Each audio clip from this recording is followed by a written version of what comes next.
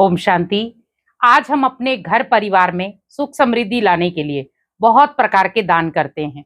दान करना अच्छी बात है, लेकिन हमें कौन से दान करने हैं, और वो भी जब हम घर की दहलीज के ऊपर खड़े होकर के करते हैं।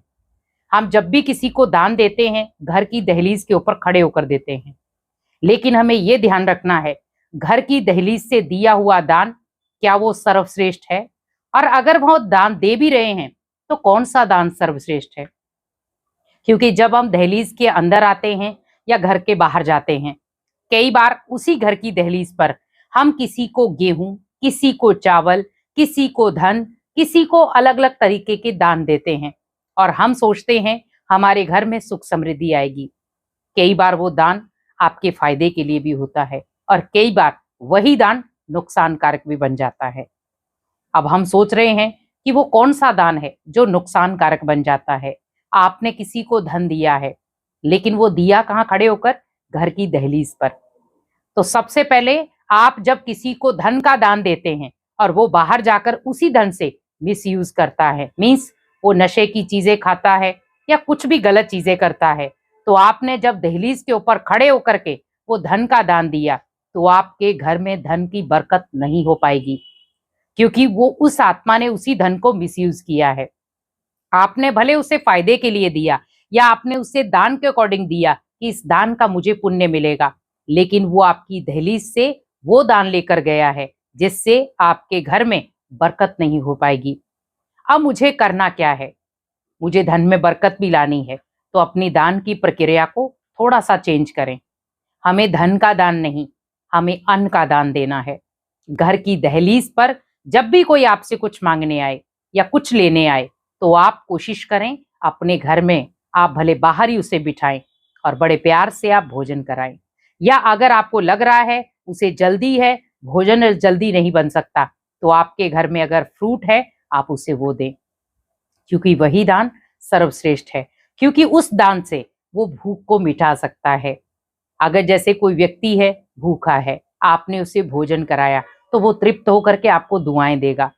लेकिन अगर आपने, मान लो सपोज उसने आपको कह दिया कि मैं भोजन करके आए हूं, लेकिन वो भूखा है, लेकिन उसे भूख किस चीज की है? गलत चीजों की। तो वो क्या कहेगा? मुझे भूख नहीं है, मुझे भूख नहीं है, क्या करो आप? मुझे धन दे दो। और आपने बहुत सारे केस सुने होंगे, तो अपने आप को सावधान भी करें। आपको अब पहले समझना जरूरी है कि हमें किसको दान देना है। हमेशा कहा जाता है दान पात्र को देख करके दो। आज हम कई बार ओनली थोड़ा सा बहकावे में आ जाते हैं, या कई बार हम सोचते हैं कोई बात नहीं, इसको मैं अंदर लेकर आता हूं और यहाँ पर अंदर आकर के भोजन कराता हूं। और कई बार आपने केस देखे होंगे, गलत यूज हो जाता है, कोई मार के चले जाते हैं या कुछ गलत चीजें हो जाती हैं। तो आप अपने आप को सावधान भी करें।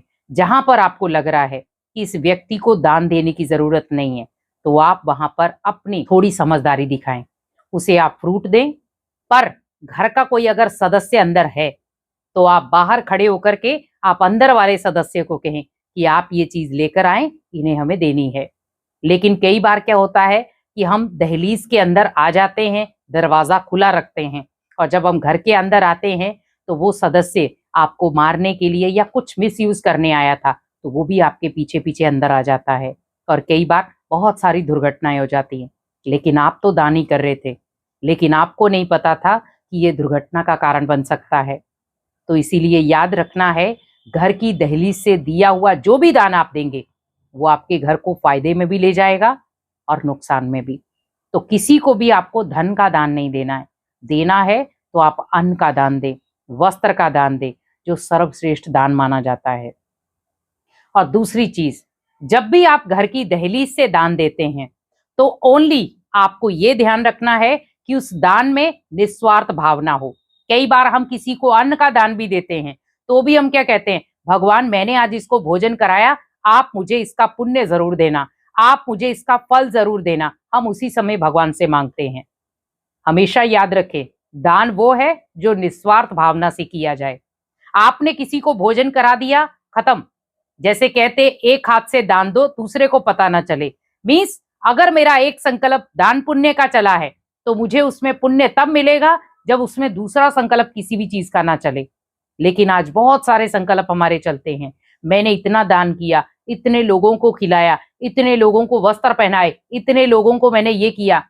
आप ये सोचो, भगवान ने आपको सक्षम बनाया है तो आप कर पाए हैं।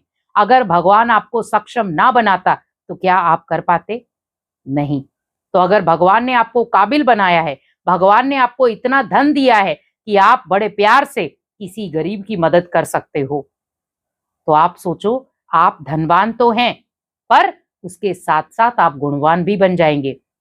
लेकिन अगर आप उसमें स्वार्थ भावना जोड़ देते हैं, तो धनवान तो हैं, पर गुणवान कभी नहीं बन सकते। क्योंकि दान हमेशा आप जब भी करते हो, उसमें आपको गुण भी मिलते हैं और दुआएँ भी मिलती हैं।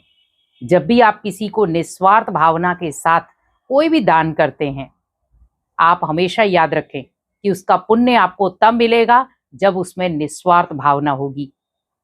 इसीलिए किसी भी तरीके से आप घर की दहलीज से दान करते हैं तो थोड़ी सावधानी भी रखें और दान वही करें जो आपके घर में सुख समृद्धि लाए। लेकिन ऐसा दान नहीं जो आपके घर में कला कलेश लेकर आए या आपके घर में एक दुख अशांति का माहौल लेकर आए। फिर कई बार क्या होता है कि उसी दान की वजह से हम कई बार टारगेट हो जाते हैं और हमारे घर के मेंबर हमारे ऊपर ही चिल्लाना शुरू हो जाते हैं। अगर आपको दान आपको लग रहा है मुझे देना ही है, तो आप ओनली 1 रुपया दें। लेकिन कई बार क्या होता है, हम 10 रुपए, 50 रुपए, 100 रुपए दान में दे देते हैं, कोई भी चीज़ खरीद लेता है।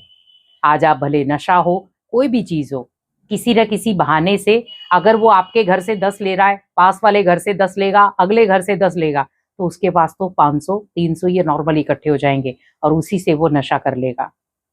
तो हमेशा खुद को सावधान रखना है। हमें सावधान भी रहना है, सतर्क भी रहना है और दान पुण्य भी करना है, क्योंकि उसी से हमारा जीवन श्रेष्ठ बन सकता है। और साथ-साथ में आप जिसको भोजन कराते हैं या दान देते हैं, आप उन्हें संकल्पों का भी दान दें। दहलीज पर खड़े होकर के बड़े प्यार से कहें कि भगवान, इस आत्मा को हमेशा तृप्त रखना, इसका ज़िम्मेवार आप हो। आप इसे हमेशा भोजन करा कर के ही सुलाना। आज यहाँ पर कर रहा है, कल कहीं कहीं और भी करे, तो भी इसका खाली पेट ना रहे, हमेशा वो तृप्त होकर के ही सोए, क्योंकि ये आप ही का बच्चा है। तो मेरे को आपने काबिल समझा, मैंने इस आत्मा को भोजन कराया। अगर मैं दोबारा से इस सेवा में हाजिर हूँ, तो मैं हमेशा इस सेवा में तत्पर रहूँगी। तो इससे क्या होगा, आपके घर में सुख समृद्धि बनी रहेगी। लेकिन कई बार क्या होता है कि दान करते हम अड़ोसी-पड़ोसियों को भी दिखाना शुरू हो जाते हैं, तो वो दान कभी भी फलदायक नहीं होता। इसीलिए दान वही करें जो गुप्त भी हो और शक्तिशाली भी हो। तो हमें दिखावे वाला दान नहीं करना है, दान करना है गुप्त, क्योंकि गुप्त दान ही महादान है। इसीलिए दहलीज पर खड़े होकर जब भी आप दान करते हैं, तो कुछ सावधानियां भी रखें और कुछ विधियां भी अपनाएं। पॉजिटिव संकल्प लें कि इस दान से मेरे घर में बहुत शक्तियां आ रही हैं, मेरा घर सुख समृद्धि से भर रहा है और मेरे घर में स्वयं देवताओं का वास है। तो इससे क्या होगा, आपके उस दान से आपके जीवन में पुण्य भी इकट्ठे होंगे और आपके घर में सुख शांति भी आएगी। ओम शांति।